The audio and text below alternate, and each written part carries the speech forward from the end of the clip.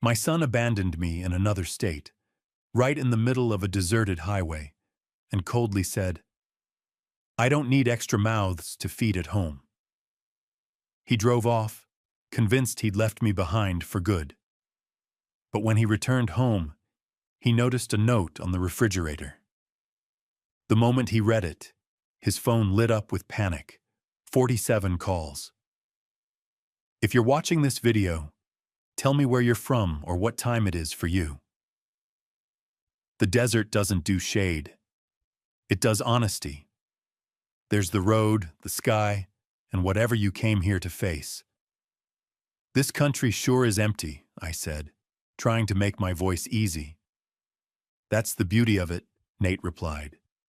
"Pure wilderness. A man could disappear out here and never be found." He smiled like it was a joke. It wasn't. He eased the SUV onto the shoulder, wheels crushing bottle glass to glitter.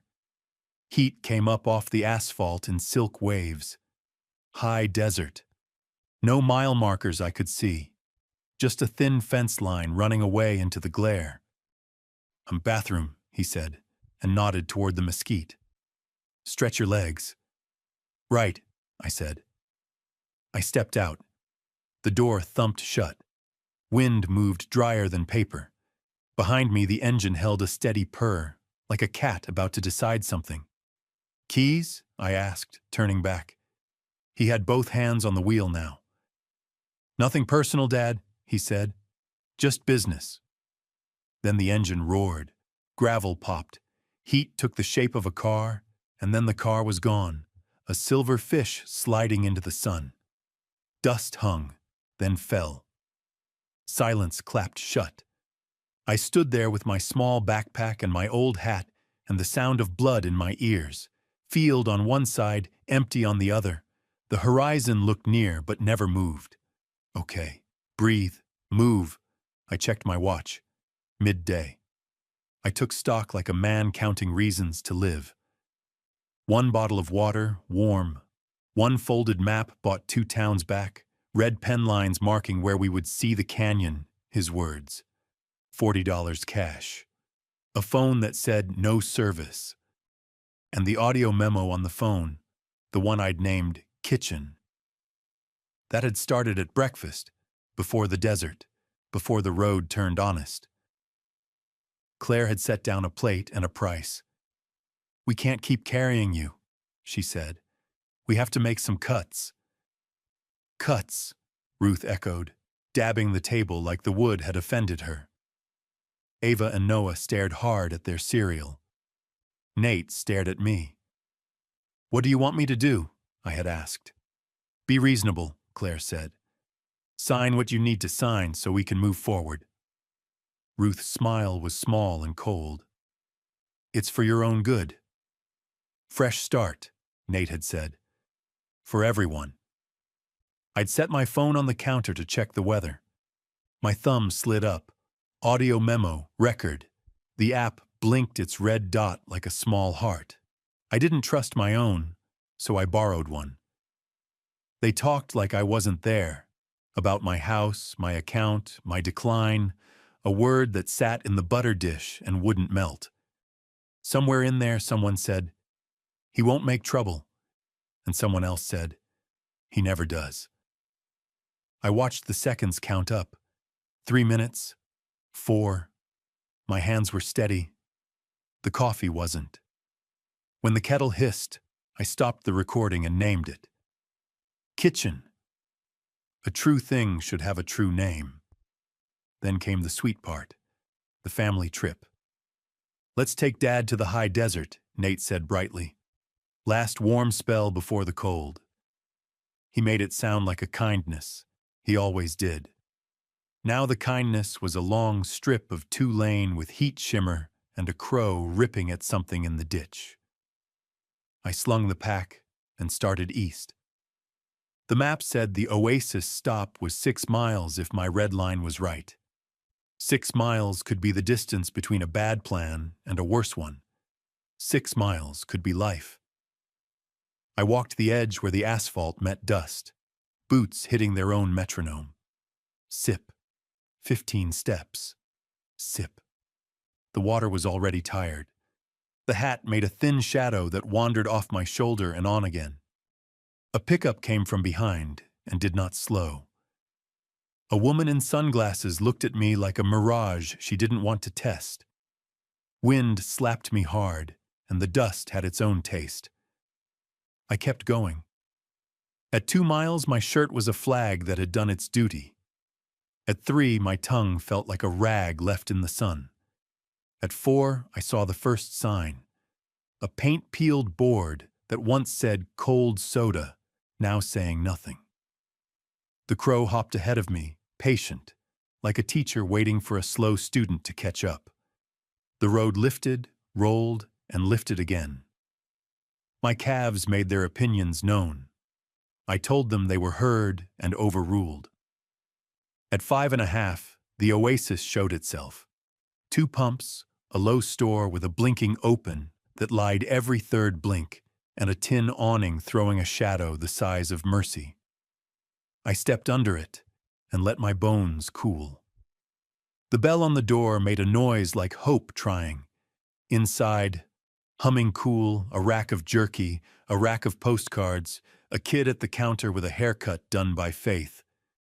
He glanced up, and then did that second glance people do when they're not sure if you're trouble or tired. "Water," I said. 2. He rang them up and waited for me to reach. I put a 10 on the counter so he could see it wasn't a problem. Dignity pays retail.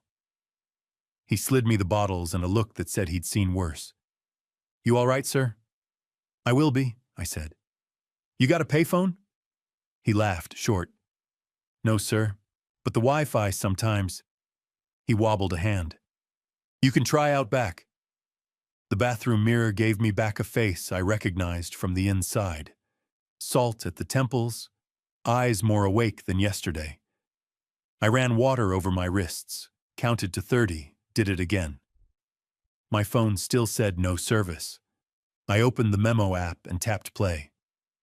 The kitchen voices filled the tiled room, hollow and small and still deadly. Fresh start. For everyone. For your own good. I stopped it at 3:47. That number felt like a handle. I could hold it. Out back, a picnic table leaned toward shade. I sat and set the phone to record again. Front camera off, screen dimmed. "Insurance policy," I said under my breath, and told the truth for a minute straight. Date, time, location, what was said, by who, and what had just happened on a nameless road. I spoke it clean. A true thing should have a true record. The Wi-Fi blinked in, 1 bar. I waited for the little tire to stop spinning on my email. It never did. All right. Plan B. I labeled the new memo Oasis and set the phone to auto-upload when it could. I wasn't going to die of hope, but it didn't hurt to let it ride shotgun. Back inside, I bought a map of local trails I didn't need and a candy bar I did. The kid looked at my boots, then at the road through the dusty glass. "You got someone coming for you?" "Eventually," I said. "You want me to call the sheriff?" "Not yet." He nodded like a soldier. "All right." I stepped outside into sun that had not learned manners. The air smelled like hot rubber and something fried. A truck rumbled in, diesel coughing. A woman in a ball cap climbed down, glanced at me, and offered a nod that wasn't pity. My phone buzzed then, a little tremor like a bird in the hand. 1 bar, then 2, then the screen woke up and began to fill. 1 missed call. 5, 12, 23, 47, voicemails poured in behind them, one after another, stacking like plates. I let the first one run long enough to catch breath and tone. "Dad, where are you? Call me back right now." I stopped it. The child voice I remembered under the man voice cracked at the edges. Fear has a different music. Good. Let it play. I tightened the pack straps and looked east. The road kept being the road. The desert kept telling the truth. 6 miles back, I'd been a problem. Now I was an address. I set my foot to the line where shade ended. 6 miles, I said softly, to the memory of the shoulder and the silver fish. Or I'm a ghost. I stepped out of the shadow and started walking. The missed calls stacked like bad weather. The number sat there on the glass, 47, bright as a siren. I let the screen sleep and the desert speak. Inside the oasis, the kid with the faith haircut was refilling an ice bin with a plastic shovel. The bell on the door went tat-tat when I went in. "Back again," he said. "Still vertical," I said. "You got a hat with a brim that means it?" He pointed to a rotating rack beside the postcards. I picked a plain one, wide, stitched for work, not for tourists. It fit my head like a promise. I bought a roll of tape, too. "What's the tape for?" he asked. "Insurance," I said. He nodded like he believed all kinds existed. Out at the picnic table, I printed my name on the underside of the brim and my number inside the crown, then taped the audio memo titles to my water bottle. Kitchen, Oasis.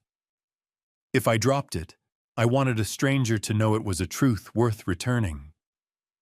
The heat leaned on us both. Diesel from the big rig hung low and slow.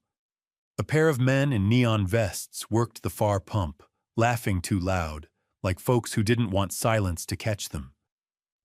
One looked my way and tilted his chin, measuring. I lifted my water in a hello that wasn't an invitation. He looked away first. The phone buzzed again. One bar, then none, like a fish surfacing and slipping under. I thumbed open voicemail and pressed my ear close. "Dad, pick up, call me back now, we need to..." Click. The next voice was Claire, smooth as glass with a crack under it. "We're worried. Please stop this and come home. We can talk like adults." A sigh. "Please." Ruth next, slow and careful. "This isn't wise." She made wise sound like a dress code. Ava's voice I didn't play. Some things I didn't have to prove to myself. I closed the app and stared at the far ridge. Heat made the hill breathe. The kid came out with a broom. "We get coyotes sometimes," he said, sweeping bottle caps into a dustpan. "They like the shade under the soda machine." "What do you do?" He shrugged. "Make noise. Tell them they're not invited." "Does that work?" "Mostly." We stood in the lazy shade like men who were not about to discuss coyotes any further. The neon vests finished up and drove away, tires saying hiss on old tar. "What's your name?" I asked. "Thomas." "Thank you, Thomas." He took that like a paycheck. Inside, the cooler hummed with cold like a secret. I bought another water, a cheap pen, and a prepaid calling card that looked 10 years out of date. "You're the first one to buy one of those since I started," he said. "Might not even..." He shook his head. "Maybe. Maybe is all I need." The back corner of the store had a wobbling table with a cat calendar and a sign, "Please limit computer time to 10 minutes." The computer was a box with a monitor like a small TV and a keyboard that had been hit more than listened to. I woke it up, and the desktop blinked into an internet held together by prayer and duct tape. The browser kept asking me if I wanted to update. I told it we were both fine the way we were. The Wi-Fi hiccuped, caught, hiccuped again. I typed slowly. An email address I trusted. Subject line, insurance policy. I attached the kitchen memo, the Oasis memo, and a note with 5 sentences. Date, time, place, what they said, what he did. I wrote like I meant to be read in a courtroom I would never set foot in. The progress bar crept like a lizard across a hot rock. 12%, 38%, stop, start, 63%. I didn't breathe while it hit 100 and flashed sent, I closed the window and stared at my hands. They weren't shaking. Good. Let's keep it that way. The bell went tat-tat again. A woman in a khaki uniform and mirrored shades walked in with the sun on her shoulders. Sheriff's Department tan, but not the county I knew. She set a pack of peanuts on the counter and looked my way once. The kind of look that put a pin in you on the map and then moved on. You the one walking the grade? She asked, casual. I was, I said. You need help? Maybe not the kind you give. She tasted that answer, decided it wasn't worth a second question, paid, and left. Tires crunched. The bell quieted. Tomas looked at me like he hoped I wasn't about to turn his day into a story. I'm not here to make a mess, I said. I didn't say you were.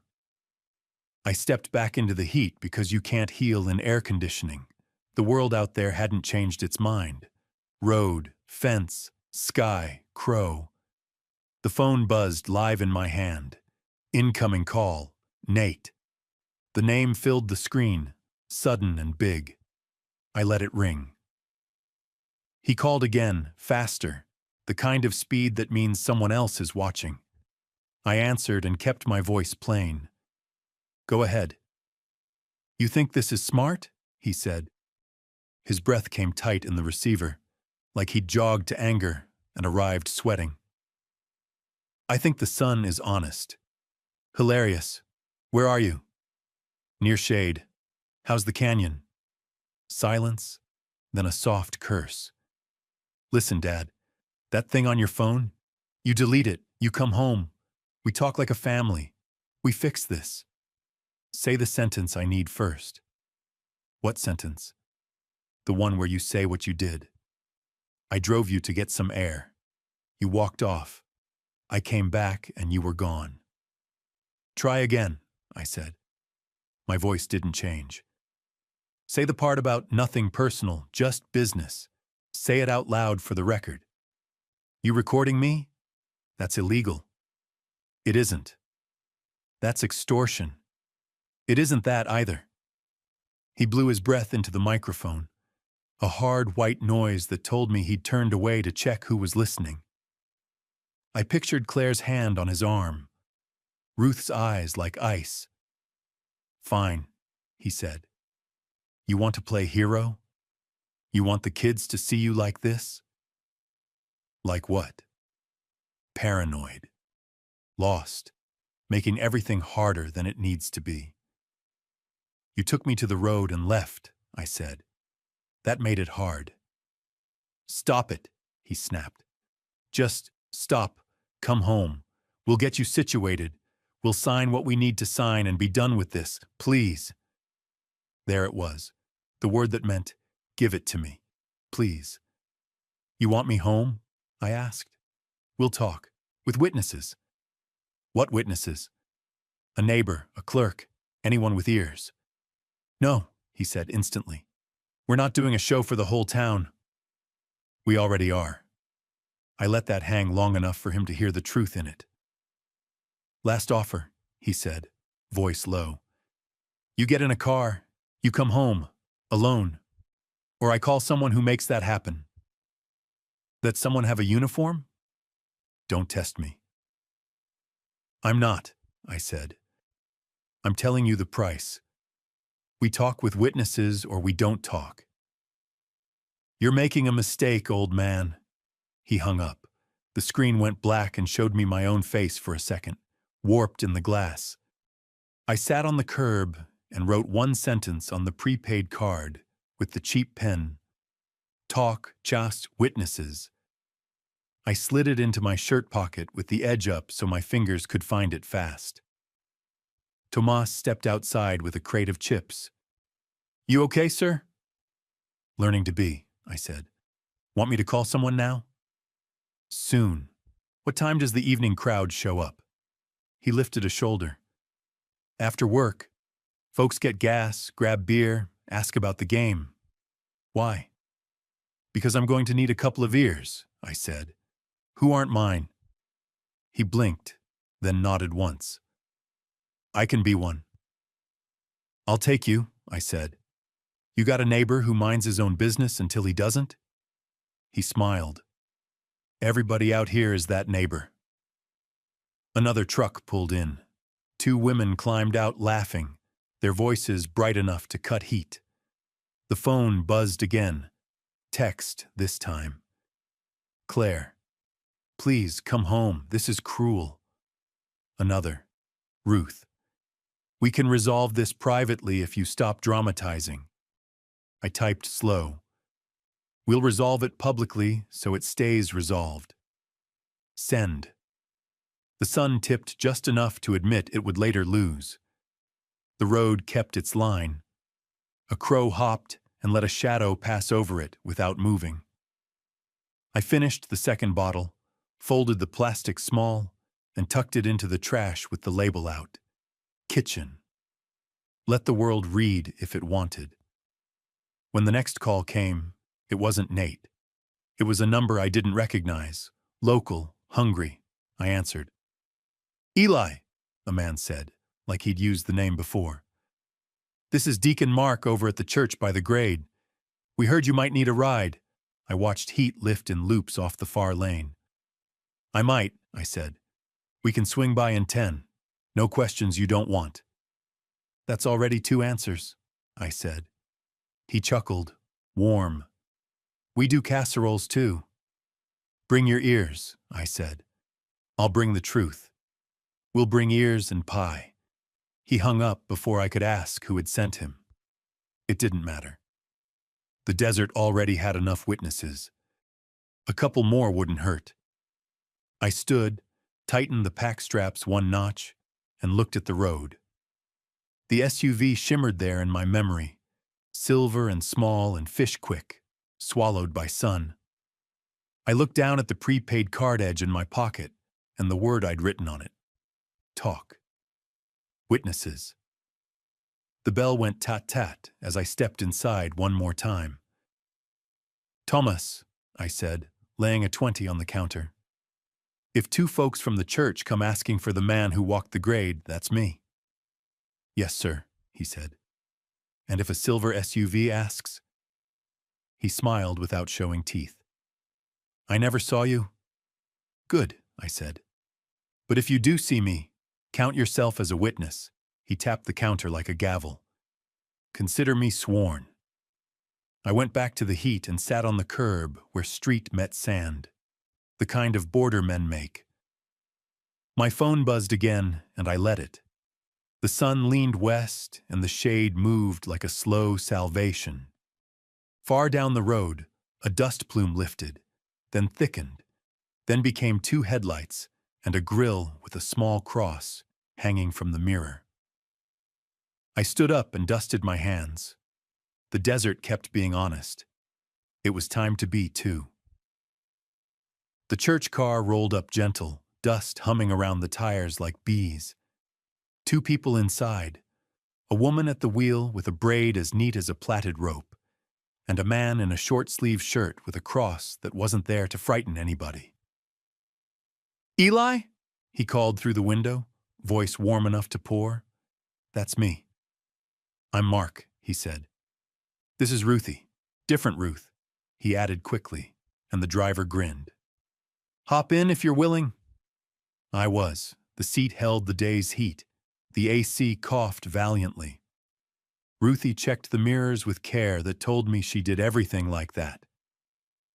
No questions you don't want, Mark said again, palms open on his knees. Questions are fine, I said. It's the answers that get you. We rolled west. The oasis shrank behind us. Thomas stepped out and lifted a hand once, brief and exact. Witness sworn. Folks said you needed a ride, Ruthie said. Folks also said to bring pie, so there's that. She tipped her chin at a Tupperware in the back. The car smelled like cinnamon, mercy, and Armor All. Tell me something first, I said. How quick does news travel out here? Faster than a storm when it wants, Mark said. Slower than fence posts when it doesn't. Good, I said. Today it can run. He glanced at me sideways, measuring my temperature. "We like things settled fair," he said. "Even when fair's loud." I nodded. "Loud is fine." He waited. I let the road speak a while. Saguaros like sentries, sky too big to lie under. Then I gave them the short version with nouns that could stand in court. Who said what, when, where, what was done. I didn't color it. The facts already had blood in them. Ruthie let out a breath through her teeth when I got to the shoulder, and the sentence, "Nothing personal," like she'd cut her finger on it. Mark didn't interrupt. When I finished, he said, "You recorded the kitchen talk?" "Yes." "You share it with anyone?" "One person," I said, and watched the scrub slide by. And the cloud, when it feels like being a cloud. "Good," he said, and didn't ask who. He didn't need to know. Town was a cross of streets and 3 stores pretending to be 6. The church sat back from the road.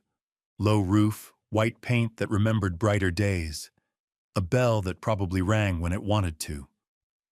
We slid into shade and through a side door into a fellowship hall with a soda machine, a bulletin board of casseroles, and a computer on a table wearing a laminated sign, "Please be kind." Ruthie set the Tupperware down like an altar offering. "You want a slice before war?" she asked. "After," I said. So I remember what peace tastes like. Mark unlocked an office with a green rug and a fan that clicked each time it turned its slow shoulder. "You can use this," he said, gesturing to a desk and a computer that wasn't tired yet. "We don't keep anything secret we can't explain to our grandmothers, but the door shuts and I can stand outside it." "That'll do." He stopped at the threshold. "Need me to be the kind of man who calls a deputy?" "Not yet," I said. "Be the kind who witnesses." He nodded once and eased the door mostly shut. I sat. The chair was honest and hard.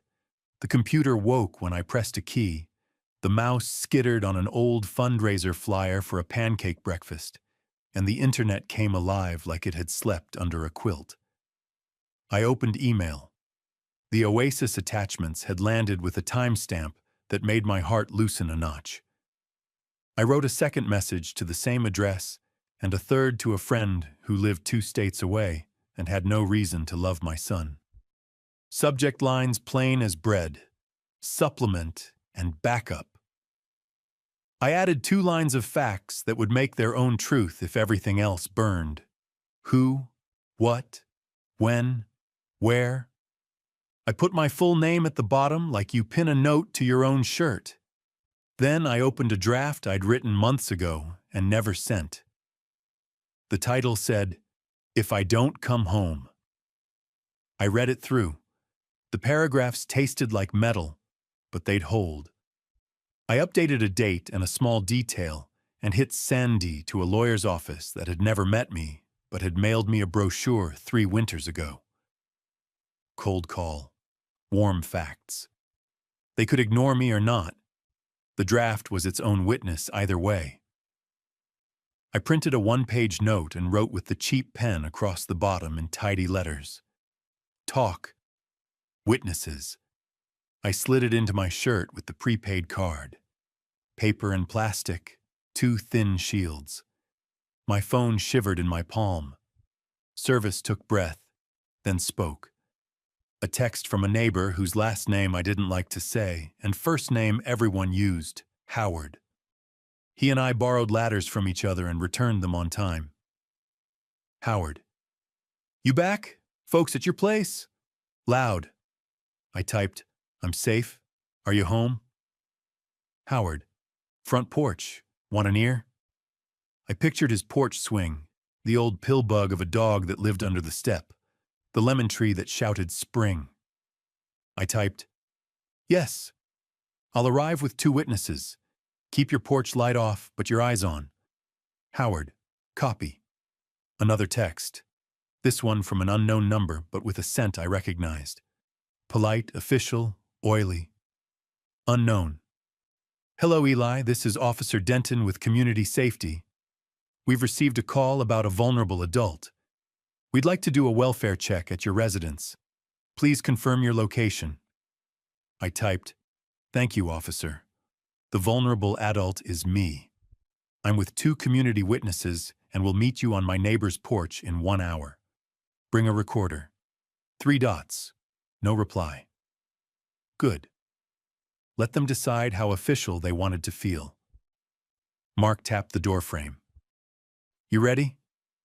"As I'll be." We walked to the hall. Ruthie cut 3 squares of pie and wrapped 2. "For later," she said. "Sugar walks farther than pride." I took them. "You 2 afraid of being pulled into something messy?" I asked. "Already are," she said, cheerful as sunrise. "That's what churches are for. Messy truth." Mark lifted the keys. "Let's go do some."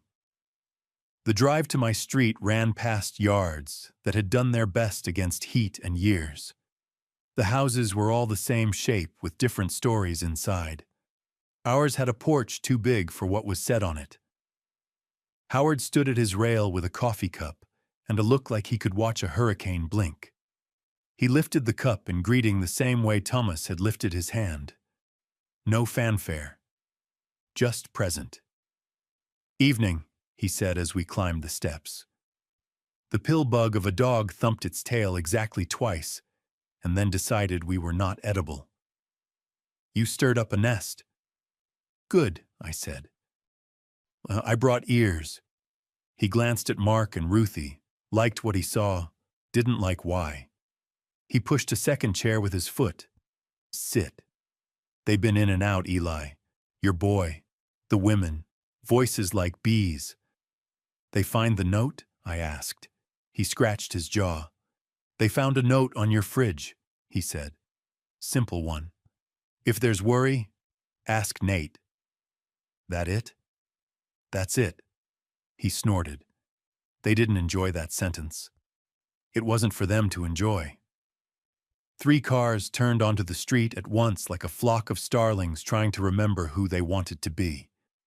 The silver SUV came first and parked wrong, too close to Howard's mailbox. The other 2 slid in at neat angles and waited a breath. One was a county car with a light bar asleep on top. The officer inside spoke into a mic without moving his face. The third belonged to a woman who looked like she sell houses by smiling. Enabler in a skirt suit. Community Safety had a uniform for every mood. Ruth texted. "Claire, we're here. Please don't do this on a porch." I typed back, "The porch is where the witnesses live." The SUV doors opened. Nate stepped out wearing righteousness and road dust. Claire had her hair in a knot that meant business. Ruth had a folder the thickness of a lie. The kids weren't visible, thank God.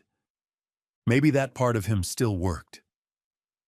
Officer Denton climbed out of the county car and adjusted his belt like it was a personality. The woman in the skirt checked her smile in the dark window and made sure it could be seen from 6 houses away. Mark sat forward, elbows on knees. Ruthie folded her hands in her lap, like there might be grace left to throw. "Evening," Howard called down, casual as sprinklers. "Howard," Claire said, all honey. "We're concerned about Eli. We'd like to bring him home privately." "I'll ask him," Howard said, not moving his eyes off the rail. "He's on my porch right now." Nate faced up to me, eyes going flat under the porch light. "Dad, enough." "Price hasn't changed," I said. "We talk with witnesses." "This is humiliating," Claire said softly, a knife in velvet. "For the children. For all of us." "The humiliating part happened in the kitchen," I said. "This part is clean." Ruth raised the folder in one hand, like a priest raises a book. "We have documents that require signatures," she said. "It's simpler if—" "We don't do simpler tonight," I said. "We do true. Officer Denton cleared his throat. Mr. Eli, I'm here on a welfare check. Are you safe? Are you being coerced? Do you require medical assistance? I'm safe, I said. I am not coerced. I have witnesses, I have pie. His mouth twitched. Then my job is to make sure everybody remains calm and lawful, he said. Which includes not making a scene. We're on a porch, Howard said. A scene makes itself. The woman in the skirt stepped forward, badge on a lanyard swinging. I'm Linda, Community Safety, she said. I help families navigate difficult. Families navigate difficult when families tell the truth, I said. We'll start with that. Nate pointed at the door I could no longer pretend wasn't there. Inside, he said. Dad, now. Here, I said, and slid my phone across the little table between the chairs to the rail where the porch light could catch it. I tapped the screen. The red dot blinked. We're recording. We stay on the rail. We stay with ears. Or we don't talk. Claire opened her mouth, closed it. Ruth's face gave back nothing but calculation. You're making a spectacle, she said. I'm making a record, I said. Be careful which one you fight. Nate's jaw worked left, then right. He put his hands on his hips like a boy who wanted a whistle. This is extortion, he said again, trying out a word he'd heard on TV. It's Sunday school, Mark said mild from the chair. You say what you did. You say what you'll do next. You do it. Ruthie set the Tupperware on the little table like a bell of truce. Pie? She asked the air in general. No one moved.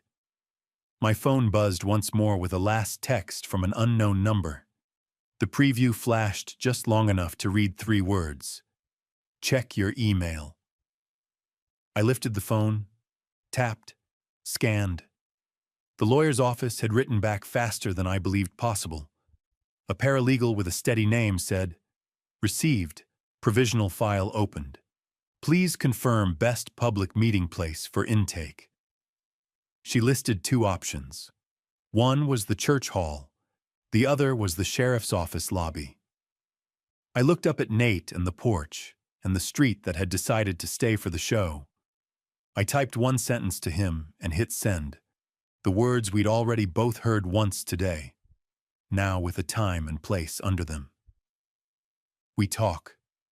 With witnesses. Tomorrow. Church hall, 9 a.m. His phone lit in his hand. He read.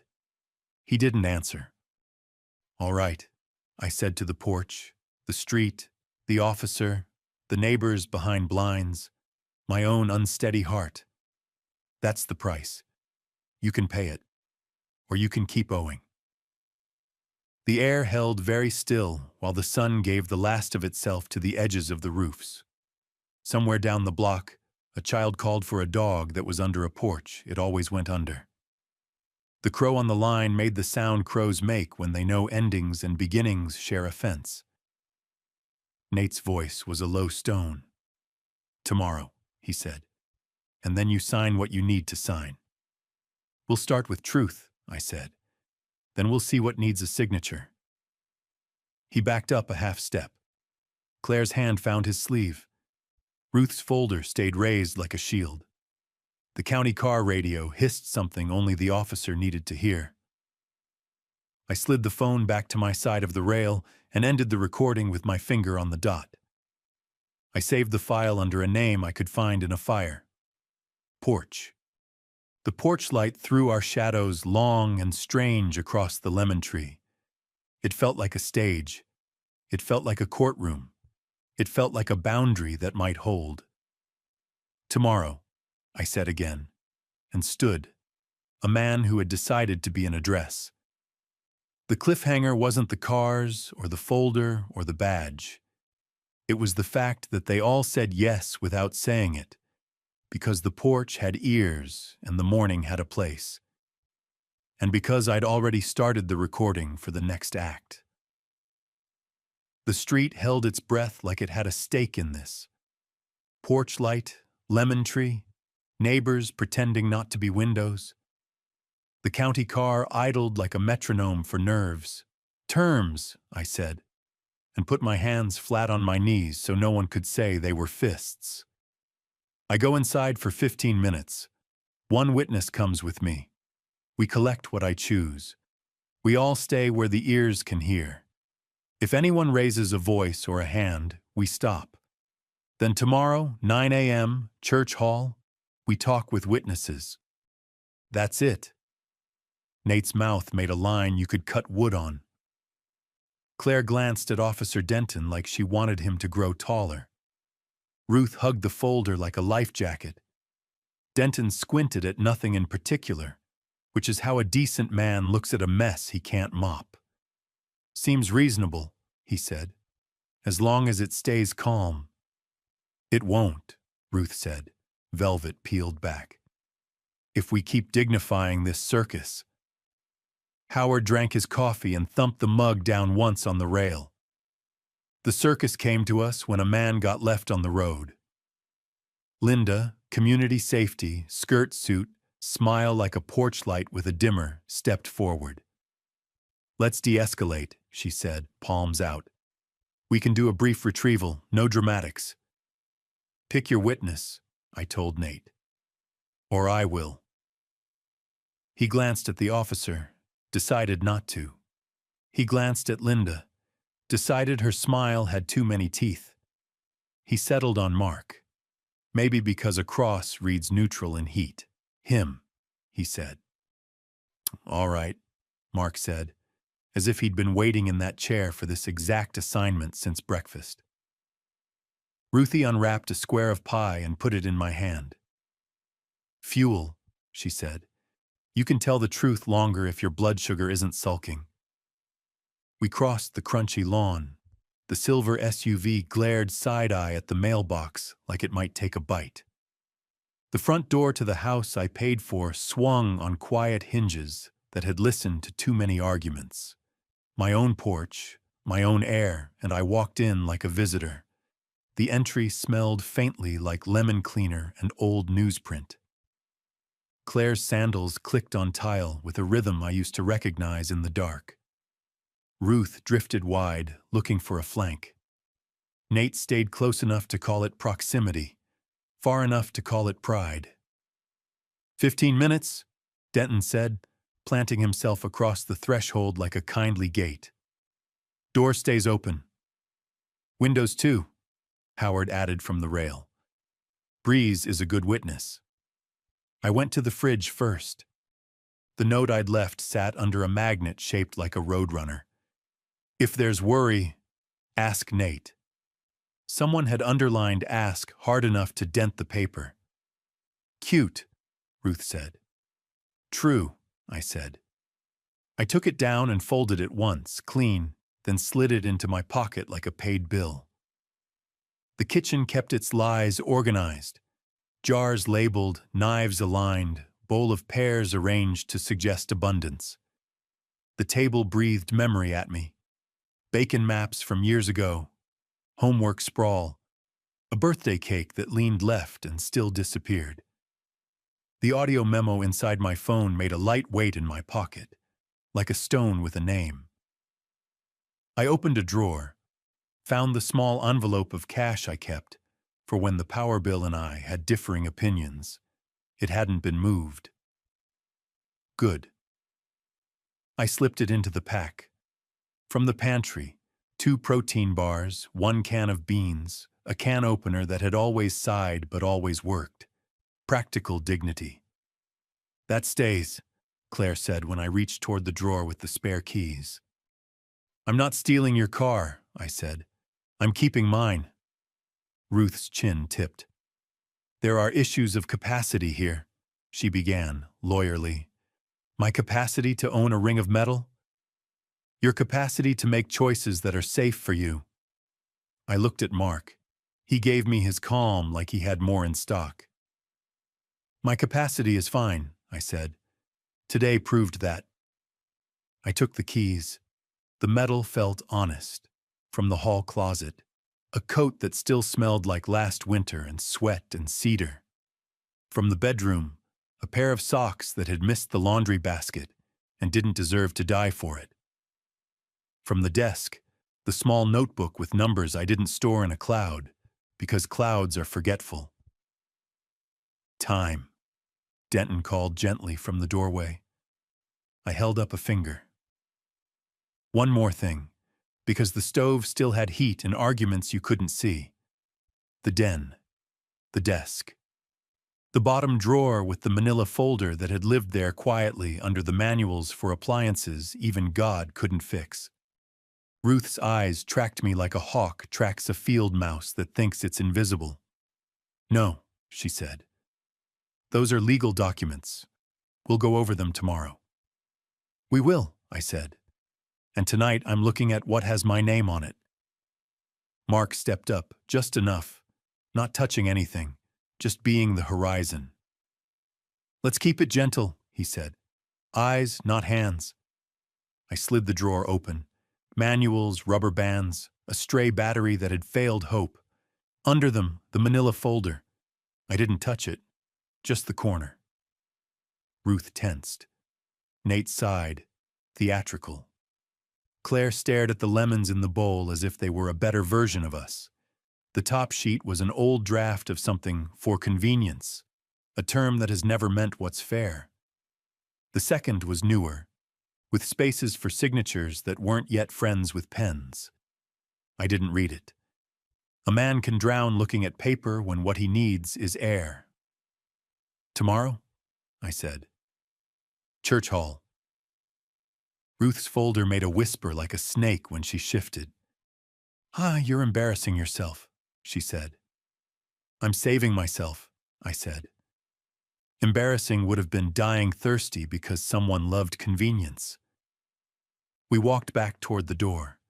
The house held its breath the way the street had. Mark paused in the kitchen and looked at the counter like it wanted to talk. He tapped it once with 2 fingers, a private liturgy. "All right," Denton said when we stepped into the heat again. "That's 15. The porch reassembled its audience. Howard's dog rolled onto his back without consulting the script. Ruthie handed Mark a napkin he didn't need. Linda's smile adjusted itself 3 clicks brighter. "Anything else?" Claire asked, voice like a hymn you can't quite follow. "One thing," I said, and let my phone slide from my palm to the little table like a small truth landing. I tapped the screen. The red dot blinked alive. I looked at Nate, at Claire, at Ruth, at the officer, at the neighbors who had turned into silhouettes behind screens. "You said this was a circus," I told Ruth. "It isn't. It's a playback." "Absolutely not," Claire said. "We are not—" "Press play," I said softly, to nobody and everybody, and pushed the phone an inch toward the rail. No one moved. Then Howard, who had fixed my fence twice without making me feel smaller, reached out, big thumb clean as a verdict, and tapped the triangle. The kitchen came out of the porch light, tinny and exact. "We can't keep carrying you," Claire said, from the speaker and from 2 feet away, the duet of a ghost and its owner. "Cuts," Ruth echoed, cool as ice water. "Fresh start," Nate said, bright and confident like a man who believes deserts are metaphors, not maps. The words were small in the air and heavy in the bones. The porch narrowed to the size of a phone screen. The lemon tree listened with every leaf. A child's bicycle down the block clicked once in the wind. "Turn it off," Claire breathed. "Let it finish," Mark said, the kind of gentle that never blinks. It rolled onto the part where someone said, "He never does," and the butter dish held the word decline. When the minute marker hit 3:47, I pressed the screen myself. Silence came back like a returning tide. Officer Denton cleared his throat in a different tone than before. "I heard that," he said. so did several others. His radio said a thing like an embarrassed cough. Linda's smile dropped 2 clicks, found neutral. "Okay," she said, professional wheels already trying to spin this into a worksheet. "Let's focus on next steps that keep everyone safe and—" "Next step's the church hall," Howard said, mild as mowing. 9 a.m., which we all heard. Ruth swallowed. Invisible, but the throat moves the way a lie has to be carried. And said, "Tomorrow, then." Nate stared at the little black screen like it had stolen his hands. He looked up, and his eyes were different. A color I recognized from when he was 6 and broke a window with a ball he wasn't supposed to throw. Shame lived there. So did anger. Shame blinked first. "Tomorrow," he said, jaw set to grind the word down to powder. "Bring your folder," I said. "Bring the truth. Leave the desert." He flinched like I'd said I loved him in front of his friends. The crowd unknotted itself by degrees. The county car sighed. Linda made notes she would later call a plan. Claire smoothed the front of her blouse, a gesture I'd seen 1,000 times that meant she wanted to smooth the entire day.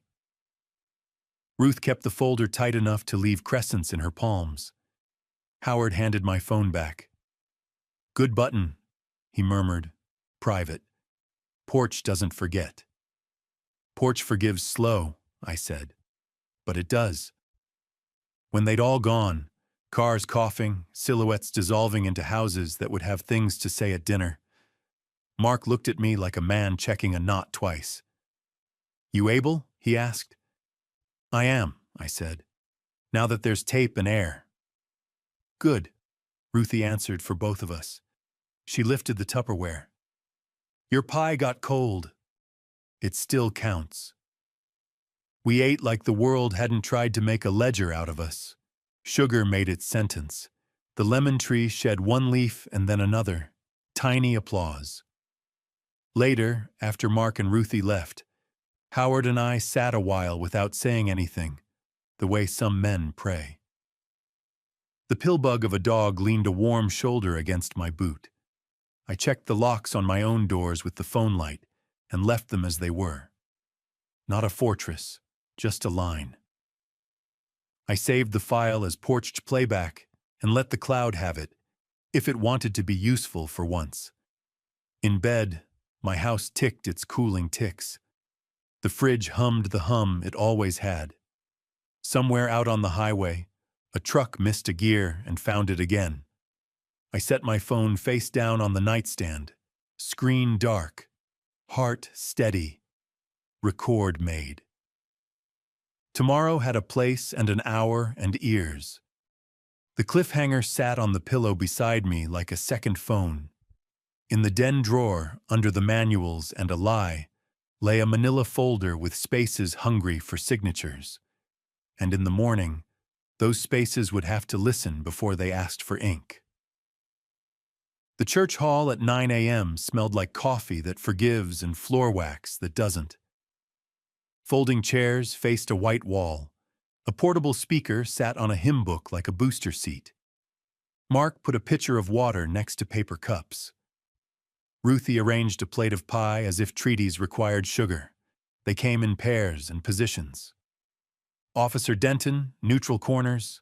Linda from Community Safety, clipboard, smile set to professional regret. Claire, chin high, blouse smoothed twice. Ruth, folder like a shield and a sermon.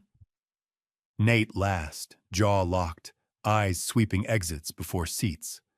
Howard took a chair near the door, his coffee in a church mug that said, "Be kind or don't." "Thanks for coming," Mark said. "We'll keep it simple. Playback, then discussion.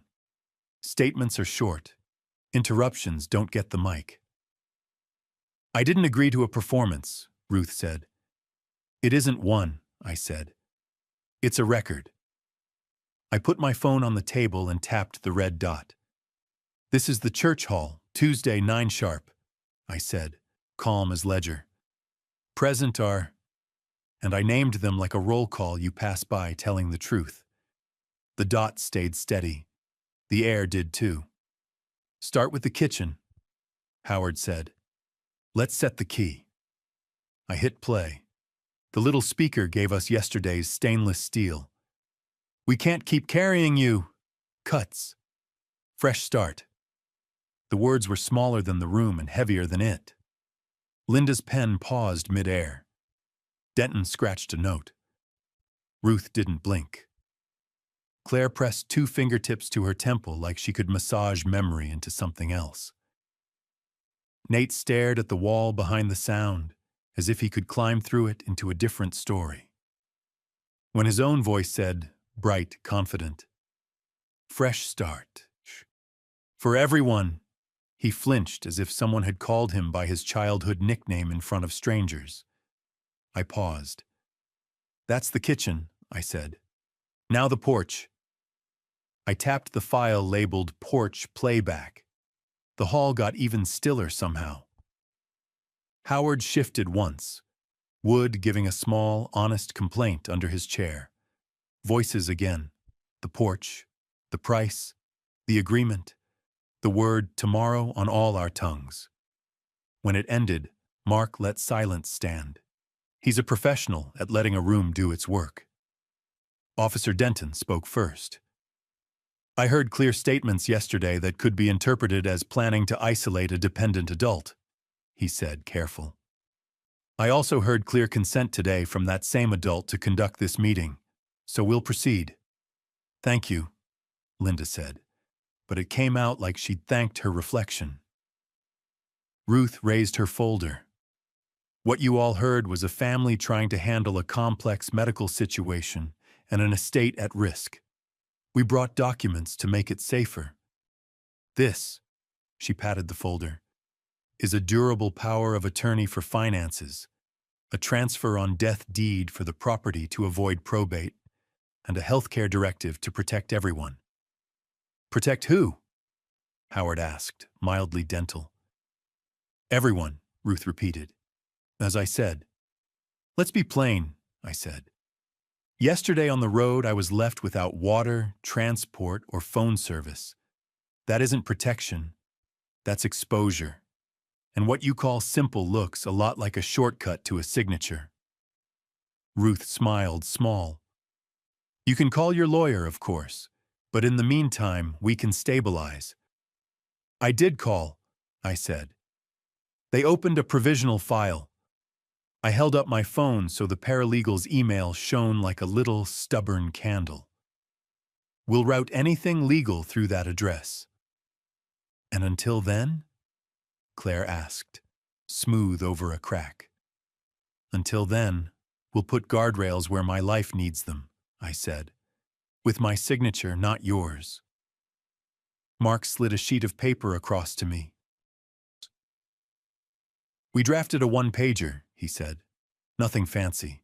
It states you revoke informal permissions given under duress.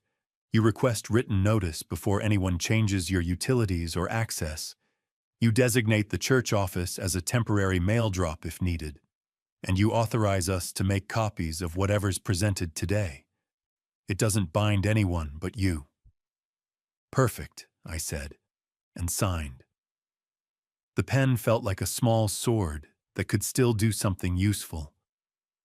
Ruth watched the strokes like she could unwrite them later. She couldn't. Montage it, Ruthie murmured, half grin. So I did. I signed a change of password list Mark had printed off for the utility accounts I owned. I signed a freeze and alert request for my bank and had Howard text a photo of it to the number on the card. I signed a letter to my clinic updating emergency contacts. Add Mark and Howard. Remove Nate until further notice. Ruth inhaled on that one and didn't let herself exhale loud. Overreach, she said, softer than before. Safety, I said, and reversible when truth grows up. Linda cleared her throat. We are now in a safer posture, she said to her clipboard. Thank you. She looked up at me. About the children. The children don't belong here, I said. We leave them out of this. They are already in it, Nate said finally. His voice had found a rock. They need stability. We'll take them to Claire's sister's a few days. They don't need to see this spectacle. There it was. The leverage. He tried to say it flat. The word take had a mean little wheel in it anyway. You won't use them as a lever, I said. Not today. He leaned in. If you don't sign, we move fast. School forms, doctors. We can do a lot without... Careful, Howard said, not loud. The mug touched the table like a gavel again. May I? Mark asked the room, palms up. A principle, not a verdict. When we use kids to pin grown-up choices, we turn them into nails. Nails bend or break. Either way, they don't hold anything good. For a second, just a second, something in Nate's face softened toward the man I hoped he might still be. Then Ruth shifted her folder, the paper whispering the snake sound of adult confidence, and the softness went somewhere else. Tomorrow, Ruth said crisply, even though it was already today. We'll take these drafts through council. Today we ask Eli to demonstrate good faith by signing the healthcare directive now. It's simple. A box to appoint someone. I'll appoint me, I said, and a second who understands witness as a verb. Who? Claire snapped. A church lady?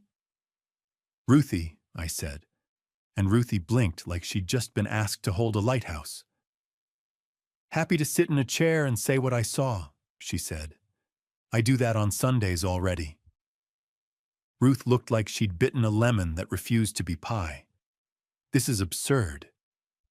Absurd was the shoulder, I said. This is administrative.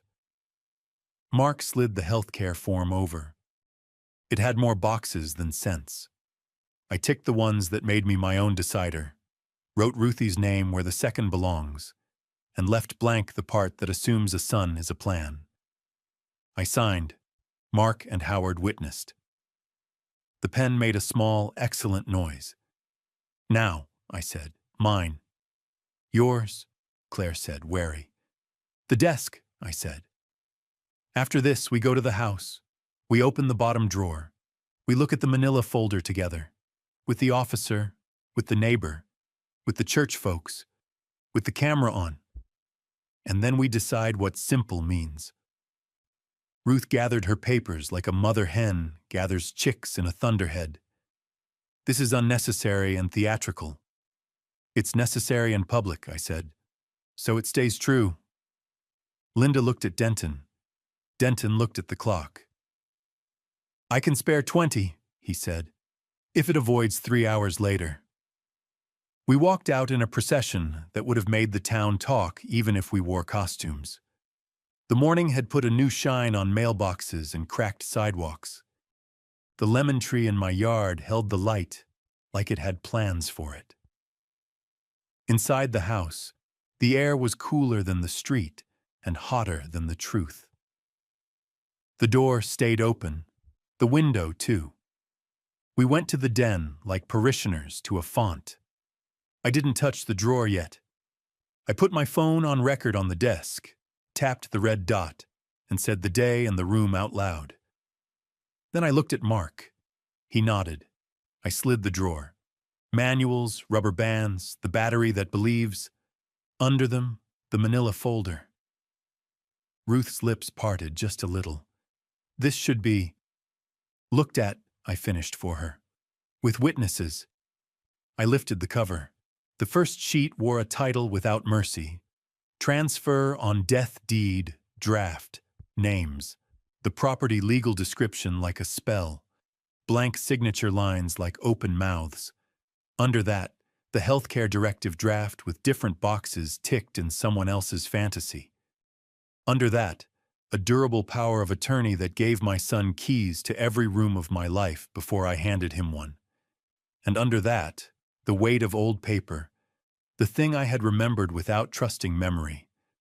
Last will and testament of Eli. Date 5 years ago. Witness lines blank. Executor line blank. Bequests that said what most men say when they write alone at a kitchen table late at night. The house stays with me while I stand. After, it goes where love says, not pressure. Unsigned, Ruth said, pouncing. Therefore nothing today, I said. Except this. Its existence proves there was time and intent not to do what you call simple. I held it up. The room's light went into the pale paper and came back out straighter. It also proves that any story that starts with "he can't decide" needs to sit down. Howard leaned, squinting. That your handwriting? He asked. It is. I set the old will gently on the desk next to the snake papers and stepped back so the room could see. Denton took a photo with his body camera. Ruthie snapped one with her phone. Mark didn't take a picture. He just watched my face like it was the only document that mattered. Nate looked from the unsigned will to me and back. He looked like a man who had thought a door was unlocked and now noticed hinges. This doesn't change what needs to happen, Ruth said, voice thin now that the hallway had something else hanging on its nails. It changes the story, I said, which changes what needs to happen. Nate put both hands on the back of the desk chair and squeezed until the wood complained. So what? He said. You'll what? Play these papers in every room in town? I'll place them on every table where the truth eats, I said. Claire's voice was careful as walking on glass. Eli, we are scared of decline, of bills, of doing this wrong. Then we do it right, I said. With counsel, with copies, with ears. Ruth shut her folder like a mouth. We'll confer with an attorney, she said, and we'll continue this through proper channels. Good, I said. The church office has a copier. We'll make sets before anything leaves this desk. You can't, she began. We can, Denton said, surprising her. Makes my report cleaner. We filed back to the hall. The copier hummed like a small factory that knew exactly what it was making. Truth you could hand to a stranger and say, Here, hold this. It won't bite. Ruth watched each page slide out like it was a card trick she hadn't learned. Nate paced, phone face down in his palm like it burned. Claire stared at the stained glass cross in the window and blinked slow. I stacked 3 packets, one for me, one for Denton's report, one for the lawyer's inbox with a note in block letters. Received in public, 9 or 10 a.m., witnessed by 5. I wrote down the names. I underlined witnessed. Howard bumped my shoulder with his. Good morning's work, he said. It is, I said. And it's not done, because the copier spit one more page and there, tucked behind the drafts like a dog-eared sin, slid out a small appointment card I hadn't seen before. Bank, 2's, 11:30, notary. No name, no initials. Just a sloppy arrow that pointed at my address. Ruth's eyes flicked to it and away too slow. I held up the card. The room felt it. Looks like we had plans, I said. The cliffhanger wasn't the card itself. It was the clock on the wall over the coffee pot. It said 11:12. The clock's red digits said 11:12 like a dare. The bank card said 11:30 like a trap. Field trip, Howard said, already on his feet.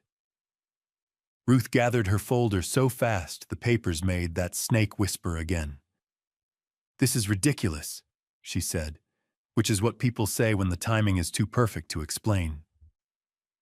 Officer Denton checked his watch. I'm with you until noon, he said. After that, you get whoever answers the radio. Good enough, I said, sliding a fresh sheet onto the copier glass. I printed a single sentence in block letters and copied 10 of it. I do not consent to any notarization or transaction today. I am safe, capable, and present. E. I signed each one fast, muscle memory learning a new trick. Bring your phone, Ruthie said, tucking extra copies into her bag like sandwiches. Bring your calm. We went in convoy, church sedan, county car. Howard's truck with the tailgate that rightfully squeaked. Nate and Claire in the SUV, Ruth so close behind them, the turn signals felt like Morse. The bank sat in a low strip between a vape shop and a nail salon that had never learned a different sign font. Glass doors, faux stone, a potted fern that had seen too much. The air inside was cold enough to teach gratitude and denial at the same time. A woman with a neat bun and nameplate, Marlene, Branch MGR, looked up as a group of us crossed the carpet like a weather front. Her smile flickered toward Linda's setting and rallied. Behind her, a smaller door held a brass plaque, Notary. Ruth beelined for the counter. We have the 11:30, she said. For documents, for Eli. She used my last name like it was a lever. Hi, Marlene, I said, stepping into her eye line with a signed copy of my sentence. I'm Eli. This is my account. I put the note on the counter. I don't consent to any notarization or changes today. I'm safe and present. I'd like to place a verbal password on file and set transactions to in-person only. Marlene's managerial soul took both hands to catch all of that.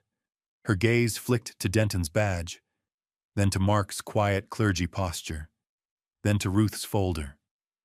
You could see the policy manual turning pages behind her eyes. Of course, she said finally, voice choosing the safest branch. Let's step to my office. We did, which made the office smaller than it had ever been. Marlene sat.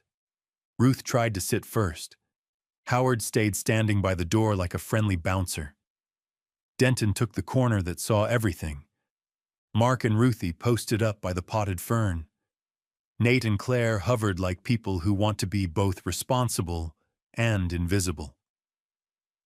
I'll need to verify your identity, Marlene said to me. I handed over my ID and my patience. Password will be a sentence, I said when she typed. All lowercase, no spaces, witness, or nothing. She entered it, mouth compressing in a way that said she had seen worse passwords and better days. Security settings updated, she read back. No wire transfers without in-person appearance by you. No new signers. No changes to beneficiary designations. Notes indicate presence of a law enforcement officer and community witnesses. She glanced up at Denton and Howard like they were checkboxes. Today, they were.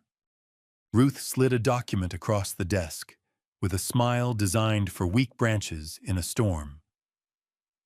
This is just a pre-filled notary acknowledgement, she told Marlene. We'll have him sign a simple healthcare directive and a transfer on death deed, standard for estates. He's agreed to this. No, I said. He hasn't. Ruth's smile didn't move. There's confusion.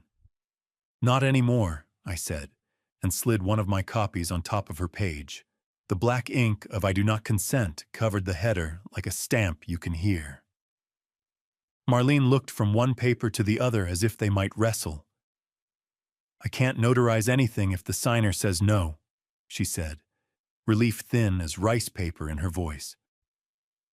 Ruth shifted to offense. We have concerns about capacity, she said. He's making unsafe choices. We're trying to avoid worse outcomes. Am I safe right now? I asked Marlene. She blinked. Sir, I'm a banker. Am I safe right now? I asked Denton. Yes, he said. You're in my report as safe, oriented, and stubborn. Stubborn's not a capacity phrase, Howard observed gently. Ruth produced a different form, the kind with too many blanks. Then we'll proceed with a temporary arrangement, she said. Power of attorney, Durable, limited, until his evaluation. What evaluation? I asked. The one we'll schedule, she said smoothly. For his own, I held up a hand. Already scheduled, I said, and slid my phone around so everyone could see the message I'd sent from the church office and the reply from my clinic. Eval apt t. Thurs 2:30 p.m. You could feel Ruth's folder wilt a degree. Marlene breathed, which seemed like the first time she'd done it in minutes. I can note a hold for heightened authentication, she said, fingers finding comfort in keystrokes. And I'm happy to step out of any family dynamics that exist. The notary door opened and a woman with precise eyebrows peered in. 11:30? She asked. I can take... She saw the crowd, the badge, the folder, the pastor, the pie carrier. Whenever. Not today, Marlene said quickly, with the authority of someone who has kept her job by knowing when not to be helpful. Thank you, Joy. Joy took one step back and one sideways, a notary practiced at dodging weather. Copy, she said, closing her door like a lid. Ruth changed tacks. Very well, she said, and aimed the smile at me instead of over me. Eli, we can press pause if you'll demonstrate good faith. Just sign a simple banking POA, view only, so Nate can keep the bills paid.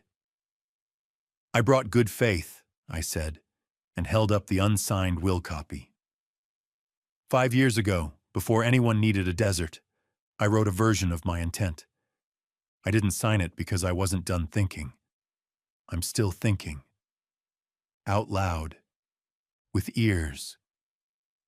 Nate leaned forward, elbows on knees, the picture of a man negotiating with a post that won't move. You're going to make this ugly, he said, soft. For no reason. You already made it ugly, I said, softer. With a reason you won't say out loud. He looked at Marlene the way a man looks at a referee he hopes is new. I'm his son. Marlene looked back like a woman who has argued with math. Yes, she said kindly, and he's the account holder. Claire's patience broke a seam. He's punishing us, she said. He's punishing the kids. Ruthie set the pie carrier on the edge of the desk like a peace flag that could also be dessert. I brought a thing that punishes no one, she said. It uses sugar as a method. Even Marlene smiled. Denton's radio hiccuped.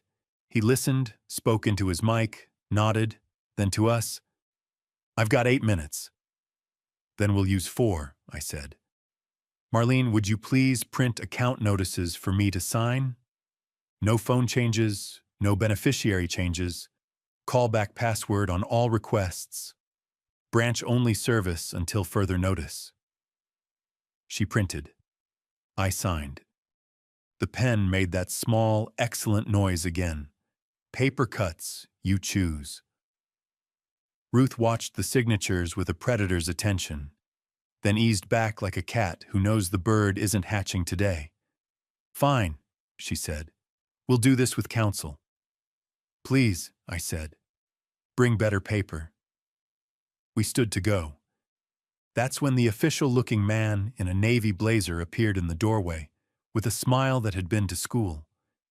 He carried a slim tablet and introduced himself like a soft glove. Good morning, he said. I'm Daniel from Protective Services. I received a referral. I'm here to make sure everyone's safe and supported while we sort through some concerns. Ruth brightened like someone had remembered her middle name. Yes, she said. Thank you. There have been episodes. Confusion. Wandering. We're trying to stabilize. I walked 6 miles, I said. On purpose. Then I asked for help on purpose. Then I told the truth in public on purpose. If that's wandering, it's the useful kind. Daniel gave me the clinician's head tilt, then clocked the pastor, the neighbor, the officer, the bank manager, the notary door, the pie. He put the referral smile in his pocket and brought out the field one. "Okay," he said evenly. "Let's ground this. Sir, do you feel safe?" "Yes." "Do you know the date and where you are?" I told him, right down to the fern. "Do you consent to these folks making decisions for you today?" "No." He nodded, turned to Ruth with the same even tone. "In our state, we don't remove capacity because someone is inconvenient," he said. "We look for patterns, harm, and risk. Today I see a lot of paper and a lot of witnesses." Ruth's mouth opened, closed, recalibrated. "We're trying to prevent harm." "So am I," he said. "So is he." He looked at me. "I'd like to schedule a home visit, solo, for Thursday morning. Private. We'll keep it boring." "Boring is my favorite," I said. "After courtrooms." "Noted." He slid me a card. "Call if anything escalates before then. If anyone pressures you to sign, text the word STOP and I'll read it as a request." "Copy," I said, tucking the card with my prepaid one. Paper shields multiply. We emptied back into the main room like weather retreating. Marlene shook my hand with both of hers. "We'll keep an eye," she said. "Passwords on file. If anyone calls, we'll call you back on the number we saw you use." "Thank you," I said, "for being a bank today and not a hall of mirrors." "Anytime," she said, which we both knew wasn't true, but felt good to say. Outside, the sun had decided to be friendly from a distance. The convoy took a breath. Denton checked his watch, tipped 2 fingers, and rolled out, the light bar not even tempted. Ruth tucked the appointment card, useless now, back into her folder, which had learned humility in one corner. "We'll be in touch," she said. "Do that," I said. Through counsel, through daylight. Nate looked at me like a man holding a rope that had stopped pulling back. "You done?" he asked. "Not until we tell the truth you're avoiding," I said.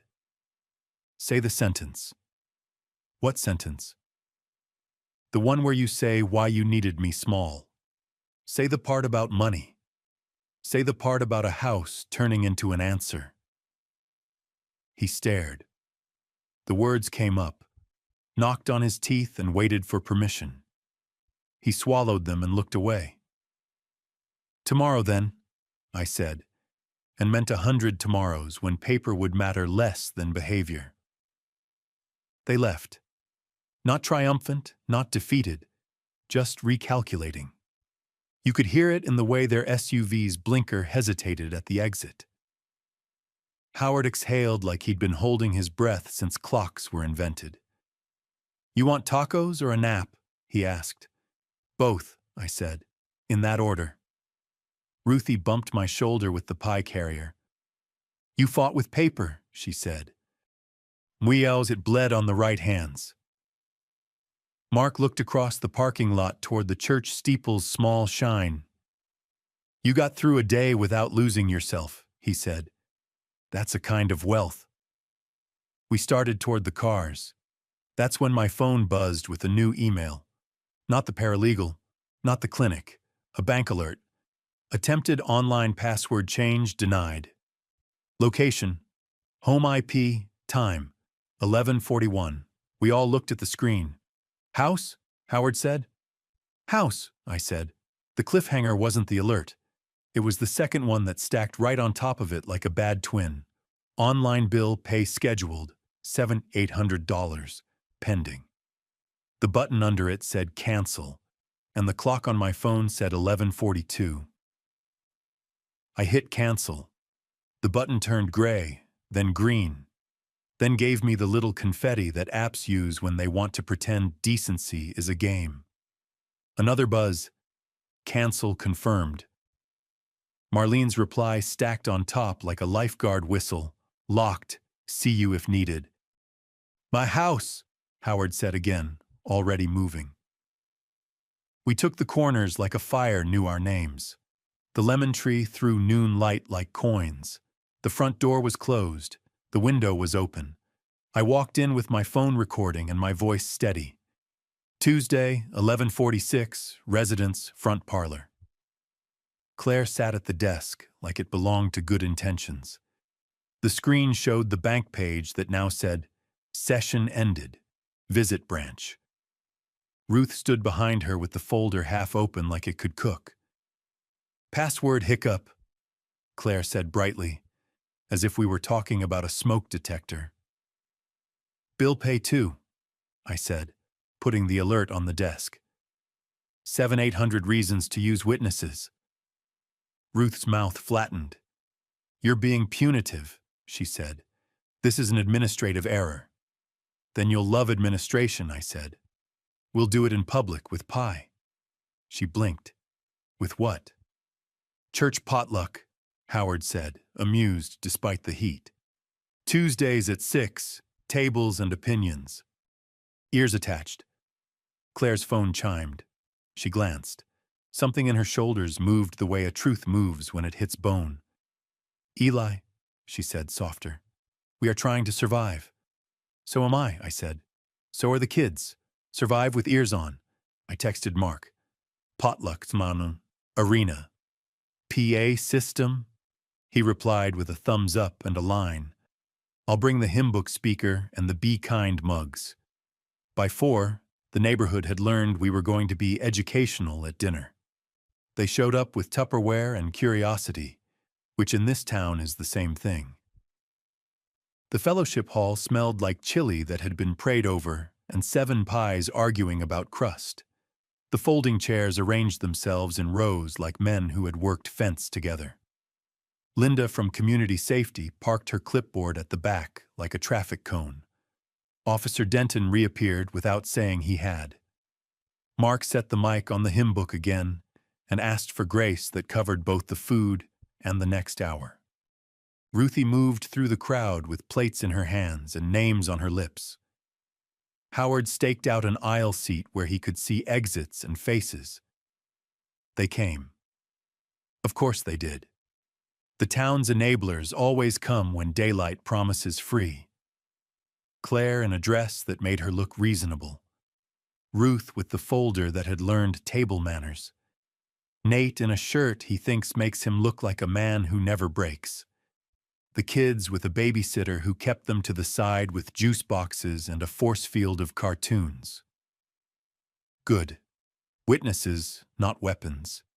And with them, a new face in a navy blazer and a smile trained in conference rooms. He shot his cuffs like time mattered and shook hands like a sparrow landing on a fence. Careful and quick.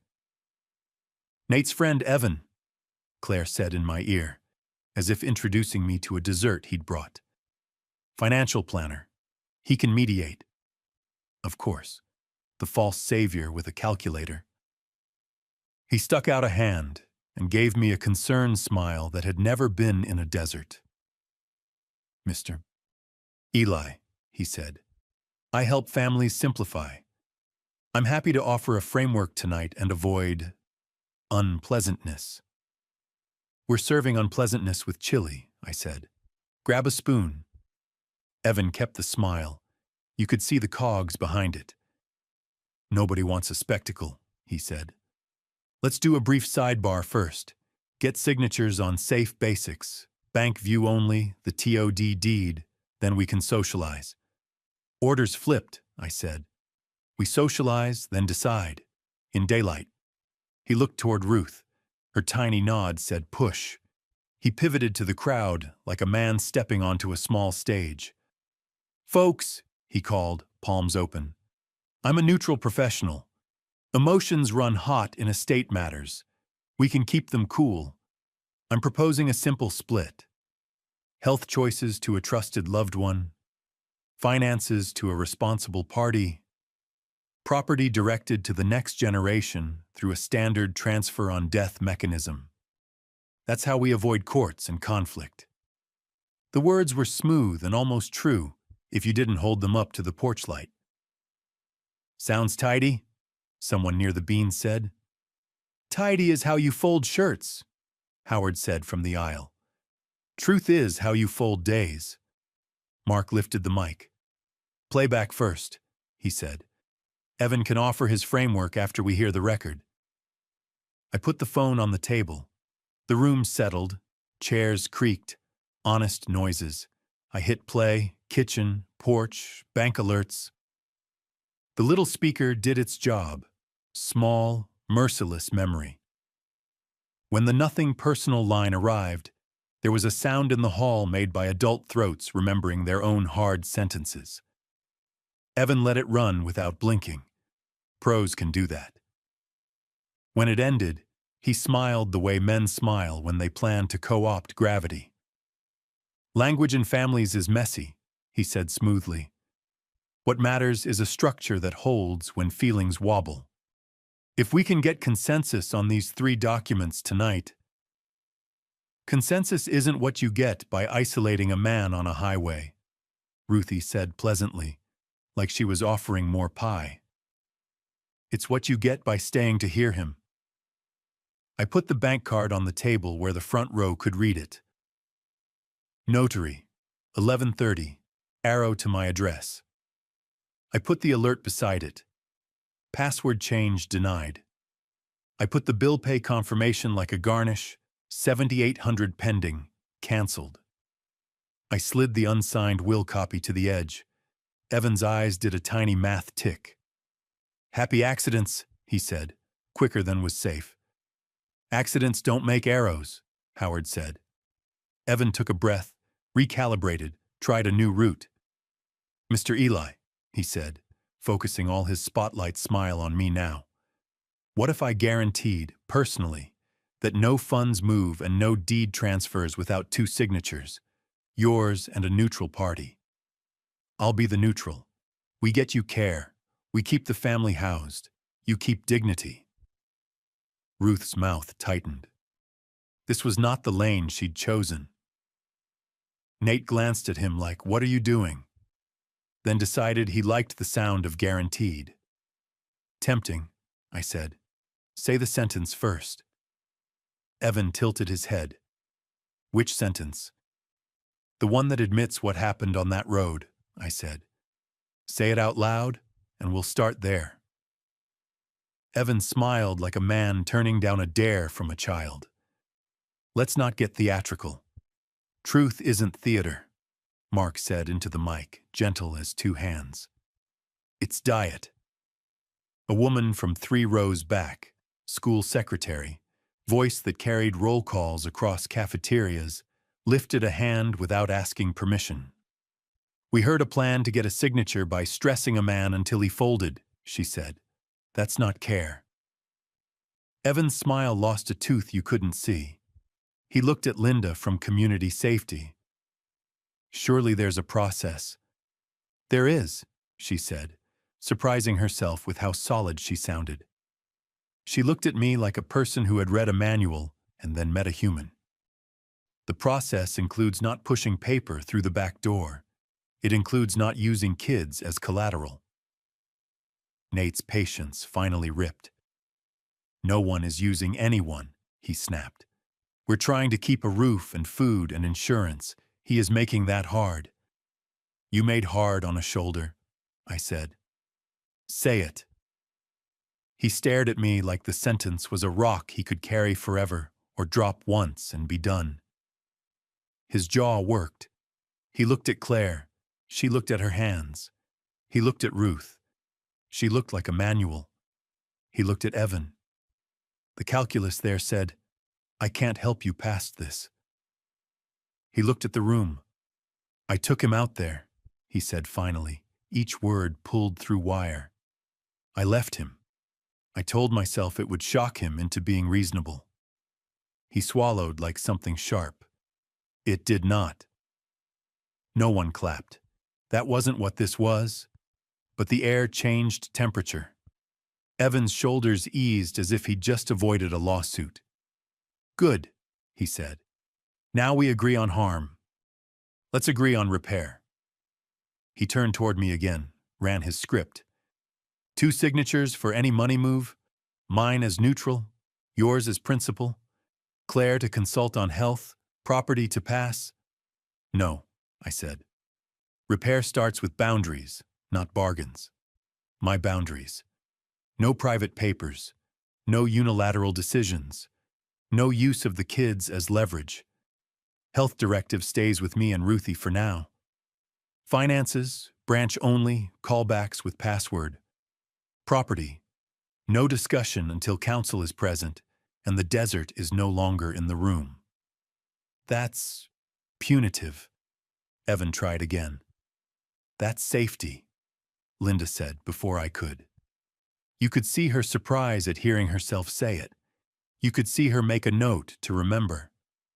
Evan did the pro thing. Flipped.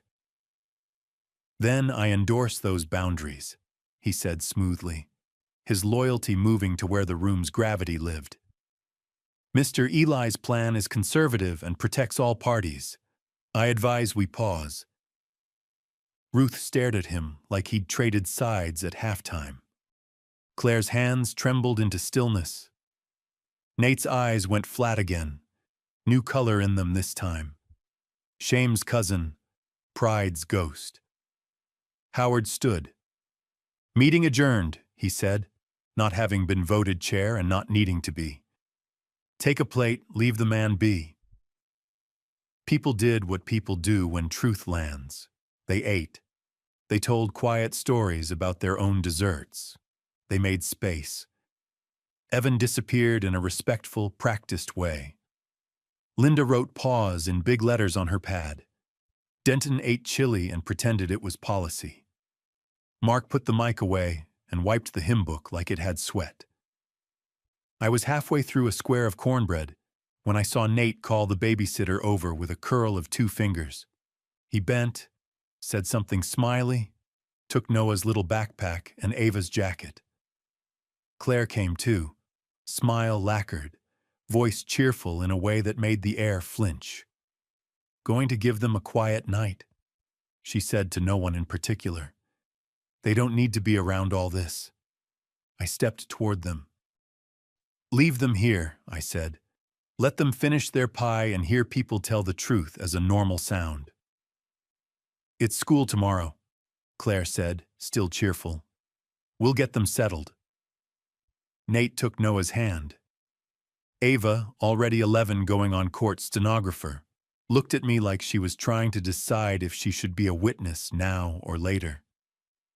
Tomorrow, I said, as calm as I could make it. We talk with counsel. Tonight, we don't move the pieces. We're not moving pieces, Nate said. We're going home. That's a piece, Howard said, appearing at my shoulder like a fence post. Ruth slid between us with her folder like an umbrella. We're not asking, she said softly. We're informing. Linda wavered, clipboard lifting, then lowering. The manual and the human at war again. Denton looked from the kids to me to the rulebook in his head and found the page that says custody isn't mine to call. Let them go, Mark murmured in my ear, a hand on my arm that had the weight of 10 funerals and 20 baptisms. We can't hold tonight. We'll hold paper tomorrow. The babysitter handed over the juice boxes like a treaty. Claire zipped a jacket like a mother who does not know how to do anything else. Nate nodded at me once. Not victory, not loss. Just a man choosing a pride that would wake him at 3 a.m. They walked out into a golden hour that didn't care about our minutes. The door swung soft and shut hard at the end. The hall kept humming because people keep eating even when the room has a hole. Ruthie pressed a napkin into my hand. It smelled like cinnamon and the inside of a church where people hug awkwardly and mean it. The cliffhanger wasn't the taillights. It was the way Ava turned at the door and looked back at the mic on the hymn book like a thing that tells the weather. Tomorrow had lawyers and forms and copy machines and chairs. Tonight had a space at a table, 2 empty paper cups, and a sentence I could feel settling in the room like a new beam. We'll do this in daylight. Night pressed its ear to the town. The fellowship hall rinsed itself back to coffee and wax. Howard walked me home under a sky that had more stars than excuses. The lemon tree breathed steady. My porch light drew a neat circle around a chair that remembered. Sleep, Howard said. Tomorrow's paperwork eats men who yawn. 5 minutes, I said. He left his mug on the rail like a standing invitation and headed across the street. The pillbug of a dog found his step, their silhouettes folded into their house, a quiet that chose them back. Inside, the den still smelled like honest paper. I set my phone on the desk, thumbed the recorder, watched the red dot become a small, faithful sun. I opened the window. The night came in cool and curious, like it wanted to know how the story ended. The bank alert, the potluck, the confession, they ran through me like traffic. Under them, a smaller road. The kids gone. Not stolen, not safe either. Used as proof of being right. I breathed around the thought until it made room for air. On the desk, the unsigned will lay beside the drafts like a map next to a brochure. I slid a sticky note onto it and wrote in block letters, "Still thinking." My phone buzzed against the wood. Unknown number, local. The kind of number men use when they don't want their name first. I answered and said nothing. "You recording?" Nate asked, voice soft as a man standing in a dark kitchen with the light off. "Yes." "Good." Wind moved in the receiver like someone had opened a back door. Then, "I shouldn't have left you," he said straight. "I shouldn't have said just business. That was me pretending I was a kind of man I'm not." I let that sentence stand on its own legs. It held. "I took the kids to Claire's sisters," he said next. "They're fine. They're asleep. They ate spaghetti and laughed at a dog that sneezes. You can call. They'll hear you tomorrow at breakfast if you want." "Thank you," I said. 2 words that kept their shoes on. He breathed. "I know tomorrow is lawyers," he said. "I know you think I want the house." "You do," I said. "Say the part about why." Silence. Then the kind of laugh men make when they step on their own rake. "Debt," he said. "My own. Not on paper you can see. The business is thin. The trucks need work. I'm late on payroll, and that's a sin in a small town. The house felt like a lever I could pull to be a hero before anyone knew I'd already lost." There it was, the word I'd suspected. Hero. It looked wrong on him and true at the same time. "I told myself it was for the kids," he said. "A safe place. Stability. But it was for me. To feel like a son who fixes, not one who asks." "You could have asked," I said. "I didn't know how to do that without shrinking," he said. "So I tried to make you small instead." The night leaned in closer. A coyote yipped far off, like laughter that didn't want to be heard admitting anything. "Nate," I said, "here's where I am. I'm not a prize. I'm not a policy. The house isn't a machine that spits out absolution for bad math."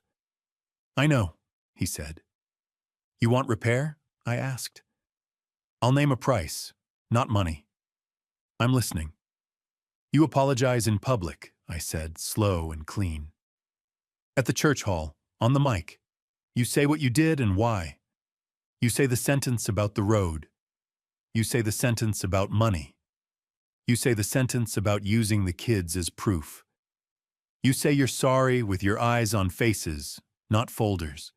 And you put in writing that you won't take a step with my accounts, my health, or my property without my signature and one neutral witness who doesn't share a house with you." He swallowed. I could hear it. "And if I do that?" I'll meet you where love lives, I said. Kine, I'll cover your payroll this month and the next from my savings, not as a gift to your business, but as food for the people who work for you. I'll put a roof over the kids for as long as I stand, rework the will with counsel, and we'll talk future with ears. The house stays in my name until the day it doesn't, and that day won't be tonight. The price of that future is truth now. That's the double, he said, half to himself. You keep the house and still put me back on my feet. I keep my dignity and still put dinner on other tables, I said. Those aren't enemies. He didn't speak. Somewhere on his end, a faucet dripped like a clock no one believed. When he did talk, the words had been washed. I'll do the apology, he said, but not with you staring at me like a judge. I'll be in the second row eating pie, I said. Everyone else can be the courtroom. A small breath that might have been a laugh. You'll really cover payroll? Yes. With an invoice and terms. No more secrets. You don't get to be a hero with my money. You get to be a man with a ledger. All right, he said. 9 a.m. became tonight in my head. I'll call Mark. We'll do it at 8. Less crowd. More crowd, I said. If you're going to drag the canyon into town, let the town hear it echo. He hung that thought like laundry. Okay, he said. 8. He hesitated. Dad, he said, and the small word made a sound like a hinge oiled after a winter. If I say it out loud, will you say you forgive me? Not the papers, me. I'll say I'm trying, I said, and I'll keep saying it until it's true. We hung up. The red dot kept breathing. I saved the file as night terms and sent a copy to 3 places that had earned the right to see me at my worst and best. The cloud sometimes remembers when you name the file right. I walked the house like a man counting windows, which is to say I checked for where air moves. The bedroom had my sleep in it again. The kitchen had the ghost of a recording and the stubbornness of butter. The den had the desk that had tried to be a trap and turned into a table. At 7:40 I pulled on the coat that smelled like cedar and stubbornness and walked toward the church. Porch lights touched one house and skipped another. The town's dogs took attendance. A teenager on a skateboard passed, wheels whispering a language that never apologizes. The fellowship hall was already half full. Word moves like weather when truth is promised. Mark tuned the mic with a thumb and a patience. Ruthie set out 2 pies and a plate of cookies that had melted into each other like cousins at a reunion. Linda had her clipboard and a new look in her eye. Policy with a soul. Howard took his aisle seat and planted both boots like roots. Claire arrived alone, face calm like a lake that knows what the bottom holds. She sat on the end of a row. You could see her bracing for a story she would have to live in after. Ruth came, folder thinner by 3 drafts. Evan came too, sleeves rolled, neutrality ironed. He gave me a nod that said I'll follow the room. Daniel from Protective Services slid in at the back with a notebook you'd want if your house were on fire and you only had 1 pocket. At 7:59, the door opened and Nate walked in with hands that had learned not to clench. He wore the same shirt. He looked like a man who'd just realized shirts don't defend you. Mark lifted the mic. Good people, he said. We're here because truth tastes better shared. Nate has asked to speak. We'll give him the time we give desserts. Enough to remember, not enough to get sick. Light laughter, the kind that lets a room breathe. Nate took the stand. He looked at the hymn book as if it might tell him which verse. Then he looked at faces. I took my father out on the highway, he said. I left him. I told myself it would make him reasonable. He swallowed. It was me being unreasonable. It was me trying to be a hero in a story where I was the one who needed help. He kept going.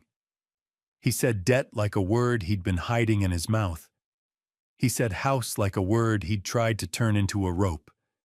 He said kids like a word that should not be used as a lever. He said sorry. He didn't dress it up. He let it go naked into the room and stand there. I didn't look down. I didn't look away. I let the apology do what apologies do when they arrive on time. Change the shape of the furniture. Evan stepped forward, and for once, he didn't sell anything. We pause papers, he said. We build a boundary plan. We draft with counsel. We feed people. We breathe. Linda nodded like she was saying a prayer with rules. Daniel wrote a single word in his notebook and underlined it. It might have been capacity. It might have been community. In that light, they looked the same. Mark set the mic down like a baby who'd fallen asleep. The room exhaled. Ruth closed her folder, gently, like a person learning to treat paper like it's attached to veins. I stood because talking while sitting felt like lying. I forgive the sentence you said today, I told Nate. I'll work on forgiving the one you said on the road. He nodded like a man who understood installment plans. We ate pie that had carried itself across town like a promise. I signed nothing. Neither did he. We made a list instead. Names of lawyers, dates, small tasks that prevent big disasters. Howard added a note only he would think to add, replace porch light bulb. He said, truth deserves good lighting. When it was done enough to end, people began their slow dissolve. You could feel the town recalibrating itself a degree at a time. I stepped outside to air that had learned to forgive heat. Cars lined the curb like punctuation. A siren murmured somewhere far, a bedtime story for a different street. I was halfway across the asphalt toward home when headlights turned the corner without hurry. A sheriff's cruiser rolled up and idled under the church's modest bell. The light bar stayed dark.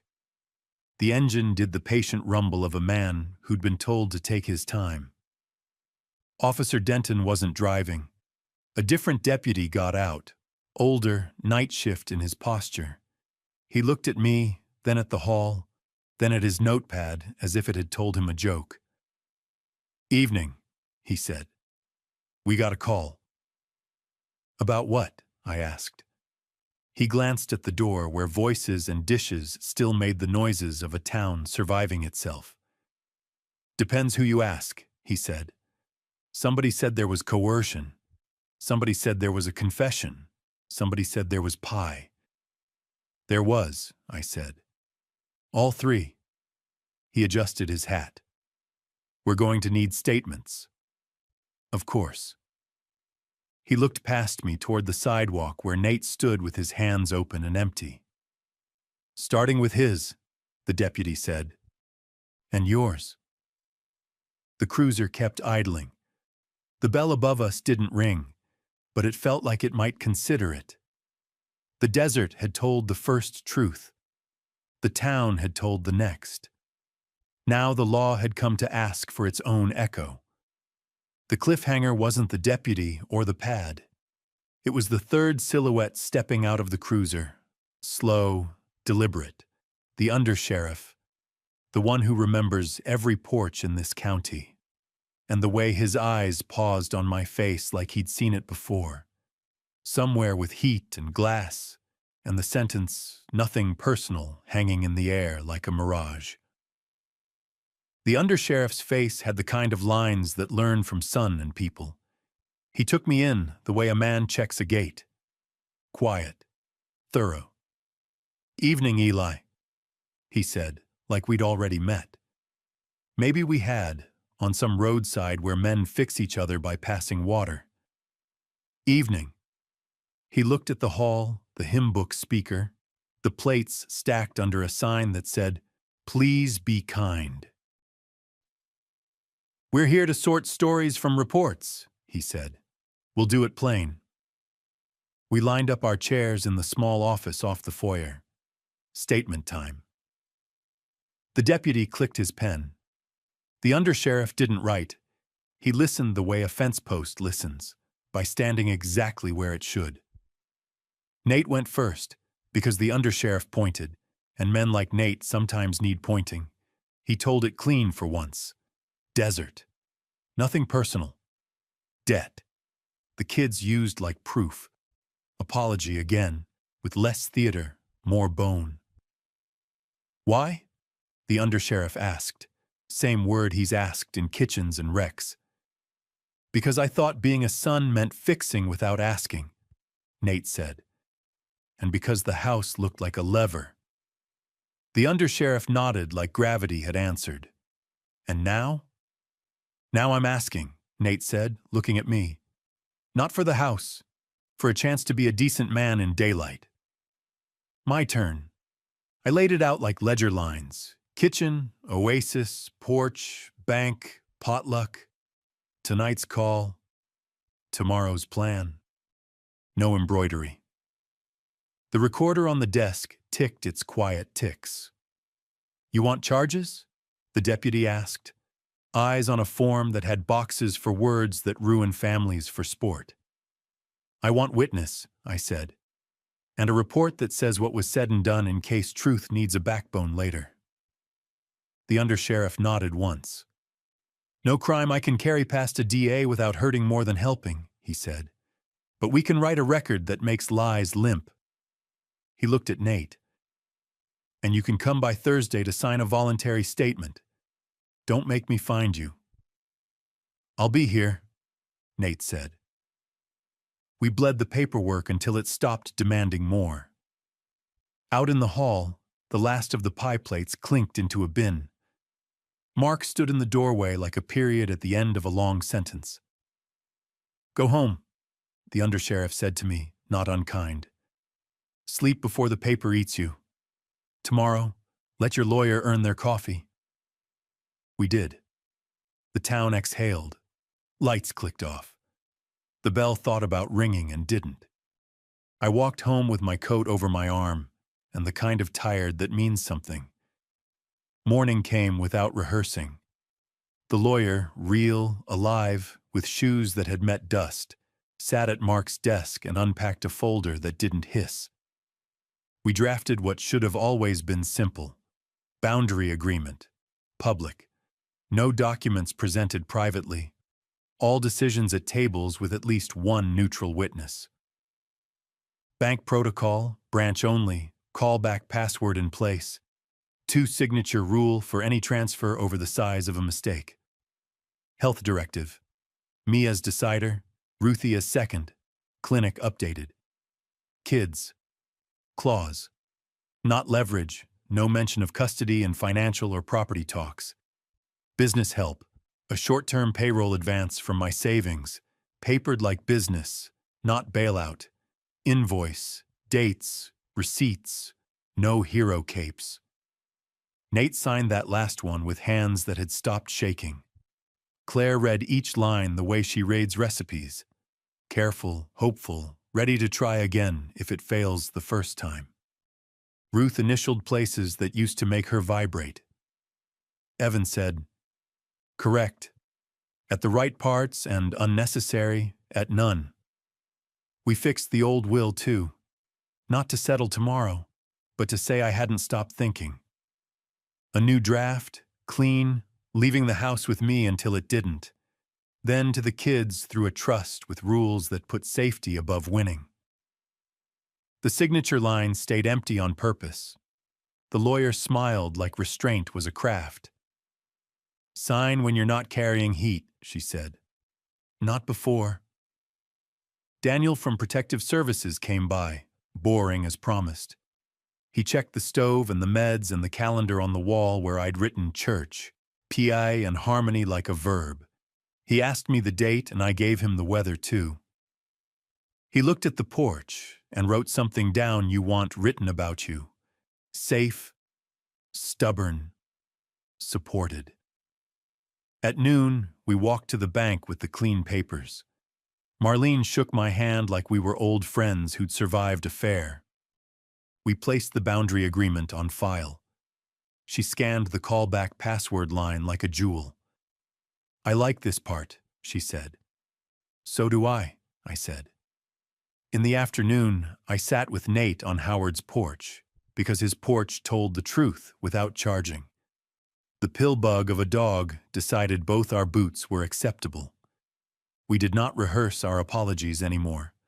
We rehearsed our Tuesdays and our payroll and how to text without making a scene. "I'll pay back every dollar," he said. "You'll pay people on time," I corrected. "You'll pay me as ink says." He nodded. He'd started learning which sentences run the world. Claire came back from her sister's with the kids and a bag of lemon cookies that had traveled well. Noah ran to see if the lemon tree could be climbed. It couldn't. Ava stood at the curb, looked at the church, then the porch, then me. "Is it over?"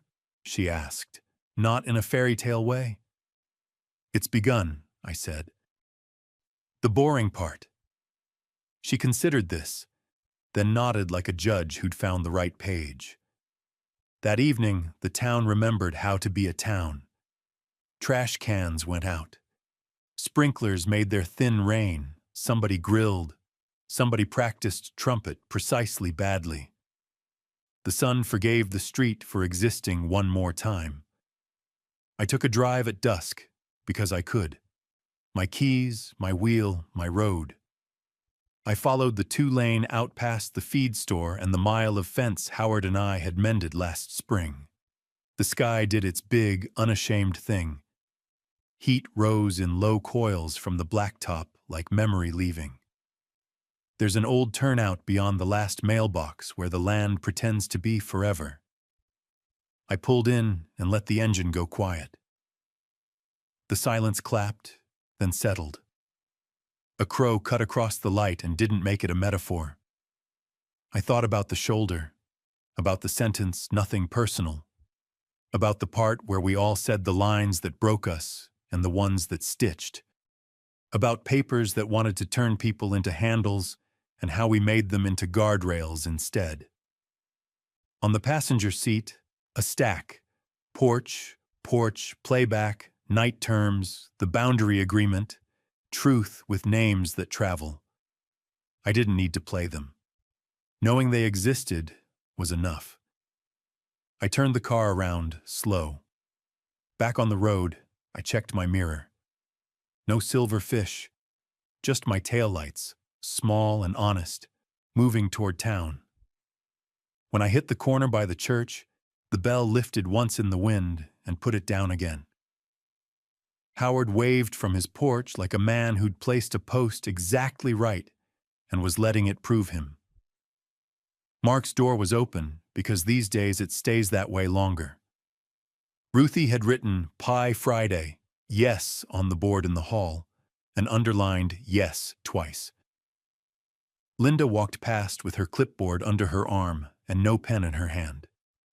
Daniel nodded from his sedan and looked relieved to be bored. Marlene's email pinged on my phone and said, "Password check successful.